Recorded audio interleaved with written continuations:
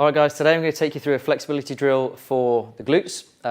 Now, people tend to make a few mistakes with this one, or tend to go for too much of an advanced progression to begin with, such as the pigeon, or something like that, without having the appropriate range of motion and control of the joints to be able to actually train that kind of thing. So I'm going to show you a way to start with this. Now, alignment is key. I'm just going to go over a couple of the mistakes people make and then show you how to contract, relax into the position itself. Now, I'm using a treatment table because it's about the right height for me for where my flexibility is at. You may have to use something lower. You may have to use a bolster to support the knee, depending on whatever you have available to you. A workout bench that you can incline slightly is also a good option for this, because that will take some of the stress off of the tissues and provide that bolster for you already without having to get something else to do that, if you know what I mean. So I'm going to show you one here.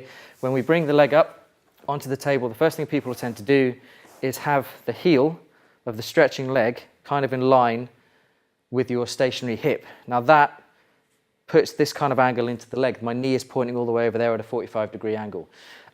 You can lean out and get some stretch through the glutes. You can get a bit of stretch, but a lot of the tension in the glutes, from working with people therapeutically for a long time now, a lot of the tension is up in that posterior fibers of the glute medius. It's up around here. It's a lot where this fascial tension will reside, and that can cause pelvic torsion and all sorts of things. So to get into that area, we want to have the femur, or essentially the knee, pointing straight ahead. So now my heel is all the way over there, okay? So the knee is pointing straight out in front of me, and the first port of call with this is just to be able to get settled in this position. So if you have to support your knee with something because that's where you're starting, that's fine. It's better that you do that. You have a level pelvis, so we've got those headlamps again, both pointing straight forward, and that you start with this as opposed to being flat down. If you can start here, all the better. So I've got a straight knee. My other foot is pointing straight forward, headlamps forward on the pelvis.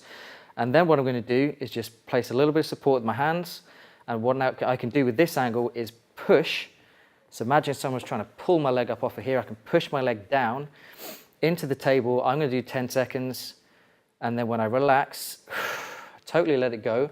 And I'm actually trying to just sink my body down on this angle to get through those fibers in that posterior glute medius area, okay? So essentially I'm trying to push that down and out that way, but I'm maintaining a neutral spine as I do it. So I'm going to contract again, building up to 10 seconds. So 3, 2, 1. I'm pushing that down really as hard as I can, feeling that I contract up here, and then totally let it go. And for the first 3 to 5 reps, just get comfortable in the position that you've started in before you try to increase any range of motion. From this position here, I can then reach my hands forward, make sure my spine's still neutral, and start contracting again.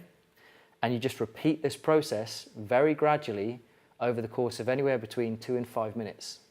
Contracting and relaxing, and then you can also do a little gentle mobilization, moving laterally through the hip that's under stretch, and again reaching forward further to get into new positions.